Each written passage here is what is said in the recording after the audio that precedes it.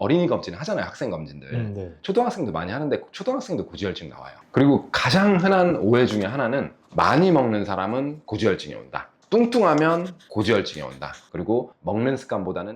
안녕하십니까 원장님. 네, 안녕하세요. 네, 잘 지내셨죠? 네. 오늘도 좀 유익한 주제 고지혈증. 고지혈증에 대해 이야기해 보도록 하겠습니다. 고지혈증이라는 게 정확히 무엇인지, 일반인들이 흔히 갖고 있는 오해는 무엇인지 좀 설명이 필요할 것 네. 같아요. 고지혈증, 콜레스테롤증, 어떻게 보면 좀 같은 말입니다. 특히나 나쁜 콜레스테롤이 굉장히 높다를 고지혈이라고 이제 같은 개념으로 생각을 하시면 됩니다. 콜레스테롤은 영어고요. 고지혈은 한자입니다. 고자는 높을 고자, 지는 이제 기름 지자, 혈은 피혈자. 그러니까 한마디로 혈액에 지방 성분, 기름이 굉장히 많다. 이게 고지혈증이에요. 가장 착각하는 부분은 콜레스테롤은 무조건 나쁘다라고 생각하시는 경우가 가장 흔해요.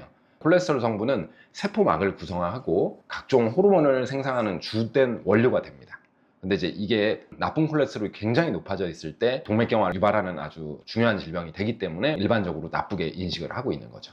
그리고 가장 흔한 오해 중에 하나는 많이 먹는 사람은 고지혈증이 온다. 뚱뚱하면 고지혈증이 온다. 어느 정도 비례하는 경향은 있습니다. 근데 저번에 제가 고지혈증이 왔었다 증언을 한 적이 있죠. 저는 그때 체지방이 정상이었고요. 식단도 건강했습니다.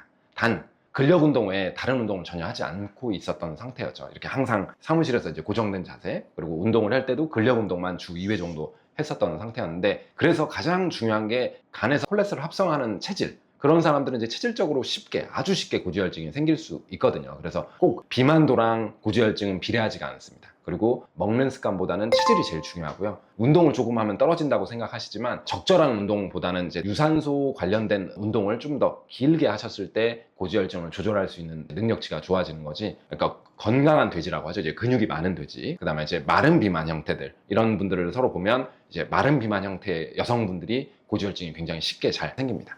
그럼 원장님, 고지혈증 초기 증상이 궁금한데요. 말씀 부탁드립니다. 조기 증상이 없습니다. 지방간, 당뇨, 고혈압, 고지혈증, 통풍, 이런 것들이 다 대사질환인데, 대사질환의 특징은 생긴 시간으로부터 20년 정도 흘렀을 때 합병증으로 증상이 생깁니다. 그러니까 합병증이 생기질 않으면 증상이 안 생기는 거예요. 한마디로 증상이 생겼다는 건 무슨 뜻? 갈 때까지 갔다. 네. 그러니까 초기 증상이 뭐냐고 물어보시는 건 되게 앞뒤가 안 맞는 말이고, 고지혈증이 심해지면 어떤 증상이 생기나요가 맞는 말이겠죠, 정확하게. 그래서 주로 합병증이 이제 생기는 게 증상인데, 제일 중요한 건 고지혈증은 아까도 말씀드린 대로 혈관에 이 기름때가 흘러다니는 거니까 덕지 쌓이면서 혈관이 점점 막히다 보면 처음에는 협심증이 생길 것이고, 완전히 막힐 때까지 생기면 이제 심근경색, 그냥 쓰러지는 거죠. 심장이 괴사되고, 뇌혈관이 막히면 뇌가 이제 괴사되면서 뇌졸중이 오고, 사실 진행하는 과정에서는 뚜렷하게 느낄 수 있는 증상들이 별로 없어요. 굉장히 드문 증상들이 생길 수는 있다고 알려져 있지만 흔치가 않습니다. 뭐 피부라든가 뭐 손등, 힘줄 이런 데 이제 황색종이라고 해서 콜레스테롤 덩어리가 쌓여서 생기는 사람들이 체질적으로 가끔 몇 명 있어요. 그건 아주 좀 심한 고지혈증 체질이 있는 사람들한테 주로 생기고, 이런 분들은 이제 유전적으로 콜레스테롤이 굉장히 높은 사람들이지, 일반적인 사람들이 고지혈증이 오래 있다고 해서 이런 황색종이라고 하는데 그런 것들이 생기는 경우가 흔치 않습니다. 그럼 제가 한번 질문 드려볼게요. 고지혈증은 언제부터 생길까요? 뭐 나이가 있을까요? 식습관 개판으로 하면 언제든 생길 수 있을 것 같은 생각? 저는?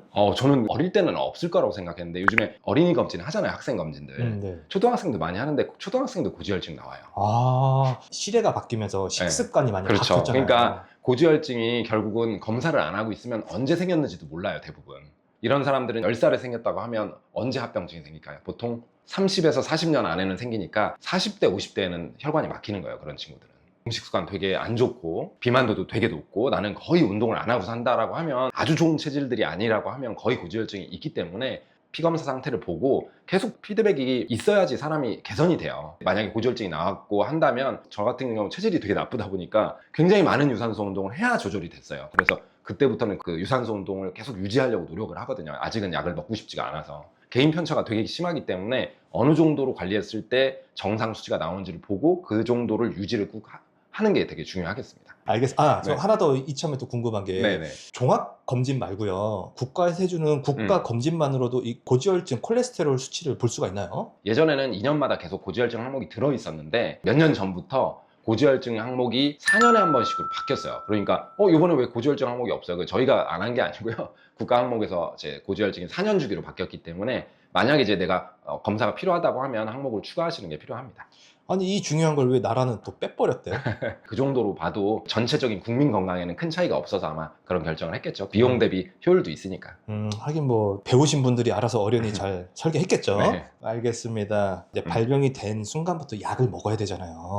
아니요, 그렇진 않죠. 아 그렇습니까? 네네. 저 같은 경우도 있잖아요. 그러니까 고지혈증이 왔지만 완전히 생활 습관이 돌변이 되고 꾸준히 유지할 수 있다고 하면 사실 대사질환은 약물 치료가 필요 없는 경우가 훨씬 더 많아요. 그런 경우는.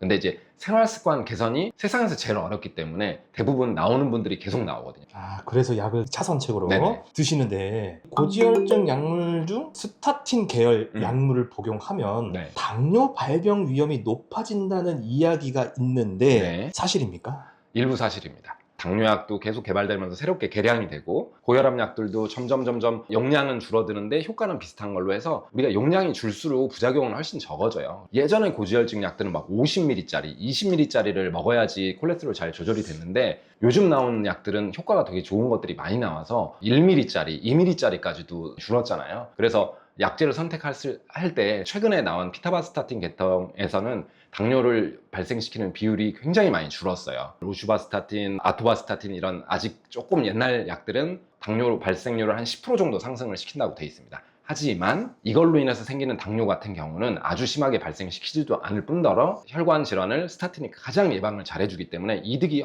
훨씬 많아요.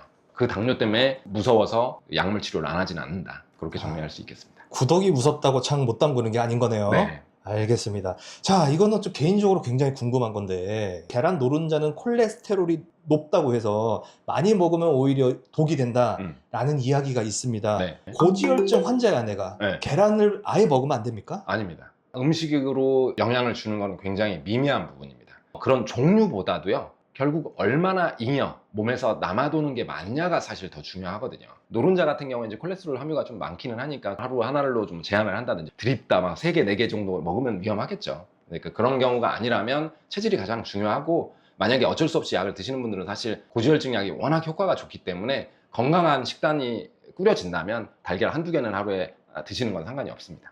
알겠습니다. 네. 오늘 시간도 이제 고지혈증에 대해서 조금 애매한 사람들이 헷갈릴 만한 것들을 제가 좀 증문즉답을 해봤는데요. 이 영상을 보시는 많은 분들에게 좀 도움이 됐으면 좋겠습니다. 네. 감사합니다.